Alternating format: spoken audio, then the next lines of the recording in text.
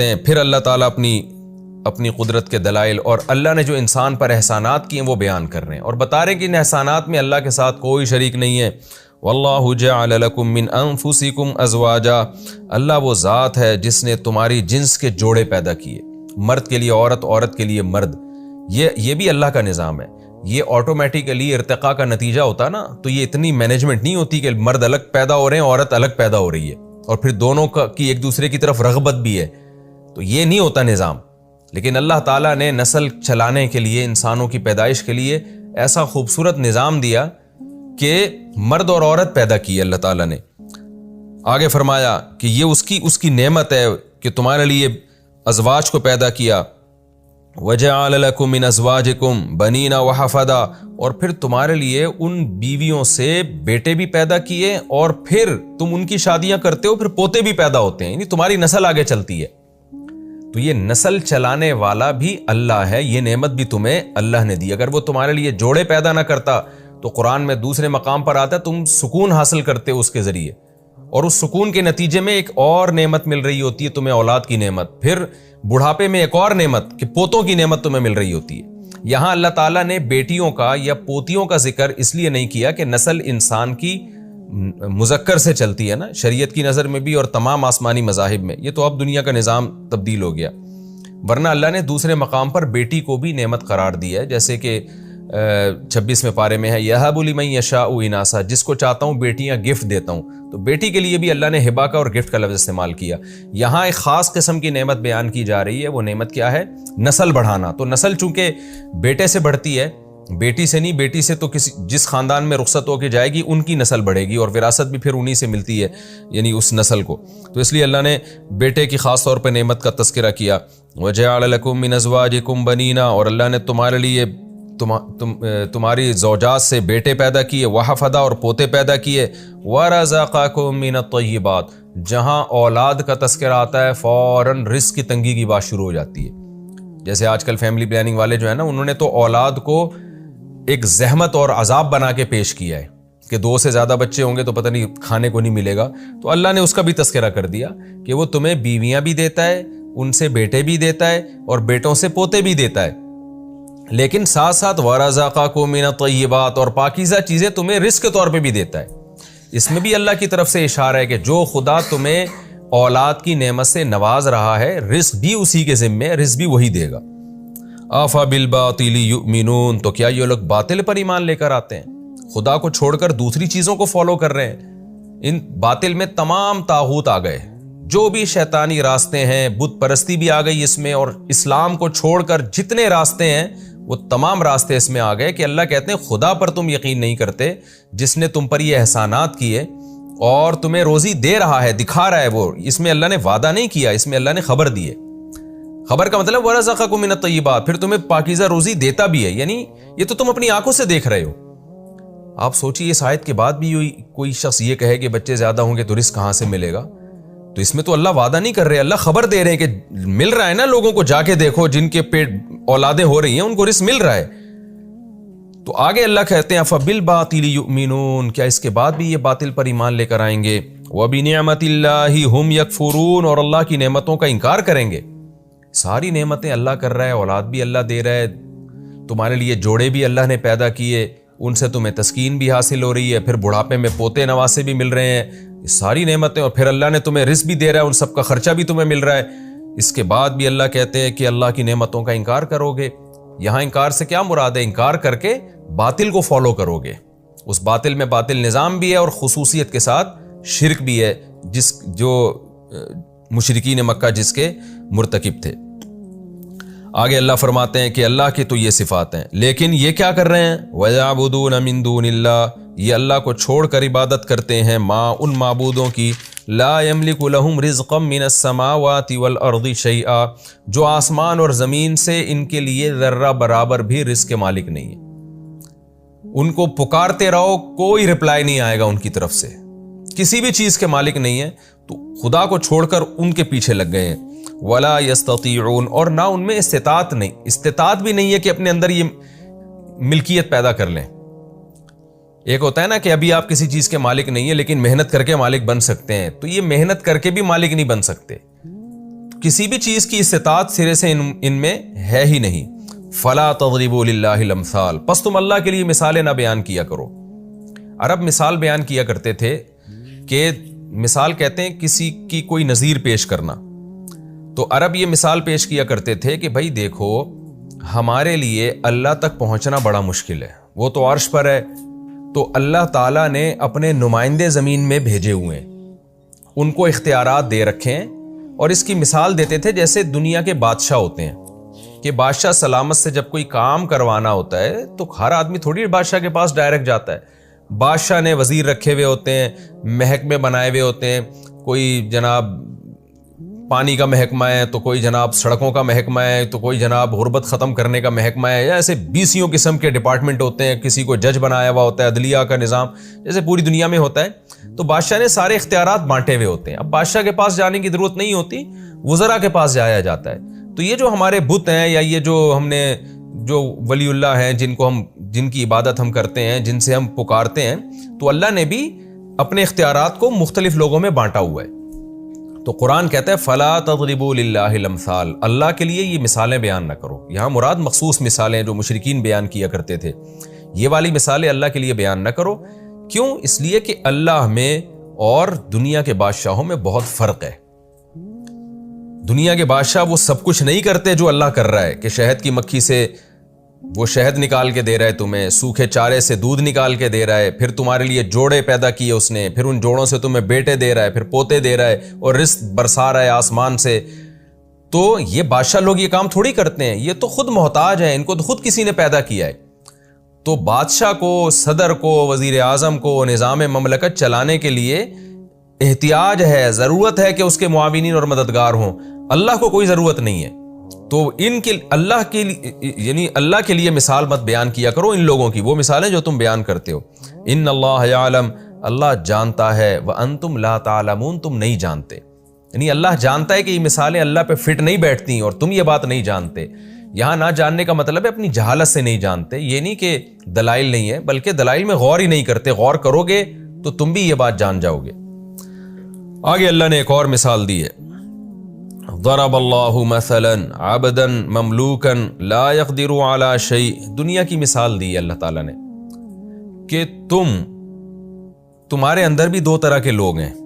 ایک وہ لوگ ہیں جن کو ہم نے خوب روزی دی، اختیارات ہیں ان کے پاس، دن رات خرچ کرتے ہیں، وہ کسی سے پوچھنے کی ضرورت بھی نہیں ہے ان کو۔ اور ایک وہ ہیں جو غلام ہیں، ان کے پاس کوئی سرے سے اختیارات ہی نہیں ہے۔ تو کیا یہ غلام اور یہ دولت مند تمہاری نظر میں برابر ہو سکتے ہیں؟ ظاہر ہے نہیں ہو سکتے۔ تمہیں جب کوئی کام کرنا ہوتا ہے، جانا ہوتا ہے، تو اس دولت مند کے پاس جاتے ہو تم، اور وہ دولت مند بھی اپنے آپ کو اس غلام کے برابر نہیں سمجھتا۔ تو یہ کیسے پاسبل ہے کہ حالانکہ دونوں انسان ہیں، غلام بھی اور اس کا آقا بھی، دونوں انسان ہونے کے باوجود تم نے اتنا فرق رکھا ہوا ہے، تو خدا میں اور مخلوق میں تم نے کیسے فرق ختم کر دیا؟ یعنی جب آپ نے کہہ دیا نا کہ اللہ کے در پہ جاؤ یا بت کے پاس جاؤ، تو اس کا مطلب تم نے تو اللہ اور بتوں میں فرق ہی ختم کر دیا ہے۔ تو اتنا بھی فرق نہیں رکھا جتنا انسانوں کے درجات میں آپس میں فرق ہوتا ہے، حالانکہ اللہ اور مخلوق میں اس سے زیادہ فرق رکھنا چاہیے تھا۔ تو یہ بھی ایک خارجی مثال دی گئی ہے جو سوسائٹی میں، معاشرے میں، جو آسانی سے ان کی سمجھ میں آ جائے کہ ہم ان بتوں سے جب دعائیں مانگتے ہیں، وہی دعا ہم اللہ سے بھی مانگ سکتے ہیں، اس سے بھی مانگ سکتے ہیں۔ تو مطلب یہ کہ تم نے اللہ اور بندے میں تو کوئی، یعنی اس بت میں تو کوئی فرق ہی نہیں چھوڑا۔ تو اتنا فرق تو کم از کم رکھتے ہیں نا جتنا تم اپنے اور اپنے غلاموں میں فرق رکھتے ہو۔ اس کی مثال دی ہے، ضرب اللہ مثلا عبدا مملوکا، اللہ مثال بیان کرتے غلام کی جو مملوک ہے، لا يقدر علی شیء، جس کو کوئی قدرت ہی نہیں ہے کسی چیز کی، وہ اپنی مرضی سے کچھ کر ہی نہیں سکتا۔ ومن رزقناہ منا رزقا حسنا، دوسری طرف وہ شخص ہے جس کو ہم نے خوب اچھی روزی دی ہے اور اتنے اختیارات ہیں، اس کو ينفق منہ سرا وجہرا، جب چاہتا ہے چھپا کے خرچ کرتا ہے، جب چاہتا ہے دکھا کے خرچ کرتا ہے، کوئی پوچھنے والا نہیں ہے اس سے۔ هل يستوون، کیا یہ دونوں برابر ہو سکتے ہیں؟ ظاہر ہے نہیں برابر ہو سکتے۔ الحمدللہ، فرمائے تمام تعریفیں اللہ کے لیے ہیں۔ تو کیا مطلب؟ جب تمام تعریفیں اللہ کے لیے ہیں، جبکہ دنیا میں مالدار آدمی کے لیے تمام تعریفیں نہیں ہوتی، پھر بھی اس مالدار اور غلام میں تم فرق کرتے ہو، تو جو تمام تعریفوں کے لائق ہے اس میں اور ان بتوں میں کیوں فرق نہیں کر رہے تم؟ اس میں اور بنی ہوئی مخلوق میں تم فرق کیوں نہیں کر رہے؟ بل اکثرهم لا يعلمون، لیکن ان میں سے اکثر لوگ پھر بھی نہیں جانتے۔ ہونا یہ چاہیے تھا کہ اللہ قابل تعریف تھا تو مخلوق اور اللہ کو ایسا ممتاز اور جدا رکھتے، کہتے بھائی اللہ کے لیے تو کسی مخلوق کی مثال بنتی نہیں ہے، اللہ اور مخلوق میں تو کوئی مماثلت، کوئی جوڑ ہے ہی نہیں، ساری مخلوق ایک جیسی محتاج ہے۔ یعنی ہم اپنے غلام کو اپنے سے جتنا کمتر سمجھتے ہیں، اس پوری مخلوق کو اللہ کے مقابلے میں اس سے بھی زیادہ ہمیں کمتر سمجھنا چاہیے۔ وَضَرَبَ اللَّهُ مَثَلَ الرَّجُلَيْنِ أَحَدُهُمَا أَبْكَمُ لَا يَقْدِرُ عَلَى شَيْءٍ وَهُوَ كَلٌّ عَلَى مَوْلَاهُ۔ ایک اور غلام کی اللہ نے مثال دی ہے کہ پہلے تو مثال دی ایک عام غلام کی، کہ ایک عام غلام ہے جو بول بھی سکتا ہے، سن بھی سکتا ہے، چل بھی سکتا ہے، کسی کام سے بھیجیں تو وہ کام بھی صحیح طریقے سے کر کے لے آئے گا، ایک نارمل غلام۔ اب اللہ ایک ایسے غلام کی مثال دے رہے ہیں جو ایب نارمل ہے، جو بول نہیں سکتا، کوئی کام اس کے ذمہ لگایا جائے تو کر نہیں سکتا، اس میں صلاحیت ہی نہیں ہے، الٹا مولا پہ بوجھ بنا ہوا ہے۔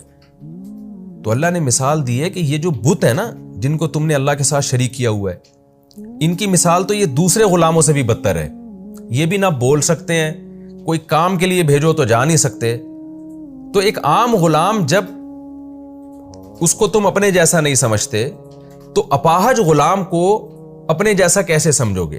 تو یہ جو بت ہے نا، ان کی مثال عام غلاموں کی جیسی بھی نہیں ہے، بلکہ ان کی مثال تو اپاہج غلاموں جیسی ہے کہ ایک غلام اپنے مولا پر محتاج ہوتا ہے، مولا کو کھلانا پڑتا ہے اس کو، کمبخت کو، کہ نہ یہ بول سکتا ہے نہ یہ چل سکتا ہے، الٹا میرے اوپر بوجھ بنا ہوا ہے۔ تو ان بتوں کی بھی تم حفاظت کر رہے ہو، تمہیں ان کی جناب سروس کروانی پڑتی ہے، تمہیں ان کو مینٹین رکھنا پڑتا ہے، یہ الٹا تمہارے اوپر بوجھ بنے ہوئے ہیں۔ تو کیسی بہترین مثالوں سے قرآن جو ہے عرب کے مشرکین کو موٹیویٹ کر رہا ہے اور ان کے جو ہے نا دماغوں کو صاف کر رہا ہے۔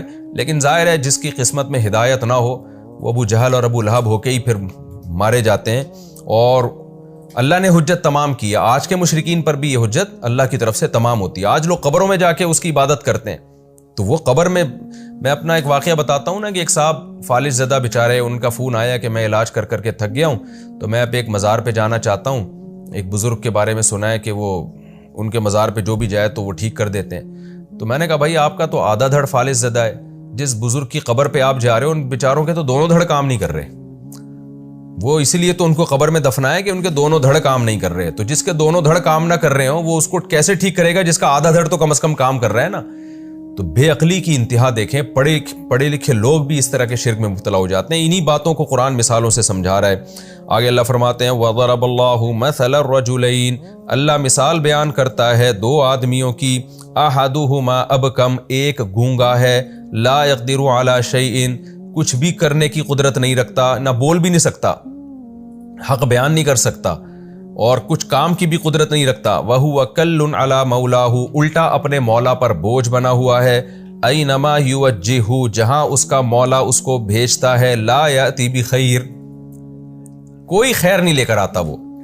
هَلْ يَسْتَوِي هُوَ، کیا یہ والا غلام برابر ہو سکتا ہے، ومن، اور وہ شخص برابر ہو سکتا ہے، يَأْمُرُ بِالْعَدْلِ، جو بالکل ٹھیک ٹھیک باتوں کا حکم دیتا ہے۔ یعنی اس یأمر بالعدل میں سب چیزیں آ گئیں۔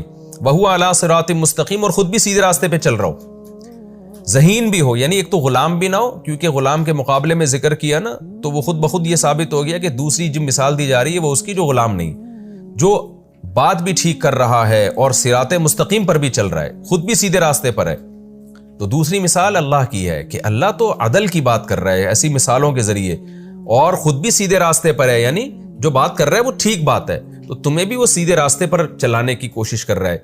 تو کیا انسانوں میں کوئی شخص بات درست کرتا ہو، اس کے تمام حواس صحیح کام کر رہے ہوں اور خود بھی سیدھے راستے پر ہو، وہ انسان اور ایک اپاہج غلام برابر ہو سکتے ہیں؟ ظاہر ہے نہیں ہو سکتے۔ تو خدا اور وہ مخلوق جو نہ بول سکتی ہے، نہ چل سکتی ہے، نہ تو کوئی کام کر سکتی ہے، بلکہ الٹا تم پر بوجھ بنی ہوئی ہے، تو وہ مخلوق اور خدا آپس میں کہاں برابر ہو سکتے ہیں؟ تو یہ ایک بہترین مثال ہے۔ اللہ نے مشرکین کو شرک کی مذمت بیان کرنے کے لیے اور شرک کا گھٹیا اور حماقت پن ہونا بیان کرنے کے لیے اللہ نے یہ مثال دی۔ تو اس رکوع میں ٹوٹل 3 مثالیں بیان ہوئی ہیں۔ پہلی مثال رزق والی مثال کہ جس کو اللہ روزی دیتے ہیں وہ اپنے غلام کو مالک بنا ہی نہیں سکتا، اس کو پتہ ہے مالک بناؤں گا تو آزاد کرنا پڑے گا، اور آزاد کروں گا تو وہ اور میں برابر ہو جائیں گے، تو اس لیے غلام رکھتے ہوئے نہیں ہو سکتا۔ تو اللہ کی جو ساری مخلوق ہے یہ بھی اللہ کی غلام ہے۔ اب ایسا ہو نہیں سکتا کہ اللہ کی غلامی سے نکل جائے، جب غلامی سے نکل نہیں سکتی تو اختیارات بھی ان کے پاس آ نہیں سکتے ہیں، تو یہ ممکن نہیں ہے۔ دوسری مثال اللہ تعالیٰ نے اس 2 غلام، ایک غلام اور آقا کی دی ہے۔ وہ غلام جو نارمل ہو، تو کہا کہ وہ غلام جو نارمل ہو اور آقا وہ برابر نہیں ہو سکتے، تو تیسری مثال اللہ نے اس غلام کی دی جو غلام بھی ہو اور اپاہج بھی ہو۔ تو یہ ایک گویا پہلے چھوٹی مثال، پھر اس سے بڑی مثال، پھر اس سے بھی بڑی مثال، کہ پہلی والی مثال سے بات سمجھ میں نہیں آئی تو دوسری مثال میں غور کر لو، اس سے بھی نہیں آئی تو تیسری مثال میں غور کرو۔ اور تینوں مثالیں تدریجاً ہیں، یعنی پہلی میں ان بتوں کی برائی ہے، دوسری میں اور زیادہ برائی، اور تیسری میں ایسی برائی کہ جو نہ بول سکتے ہیں نہ چل سکتے ہیں، یعنی اپاہج غلاموں سے بھی بدتر ہیں۔ اس طرح سے اللہ تعالیٰ نے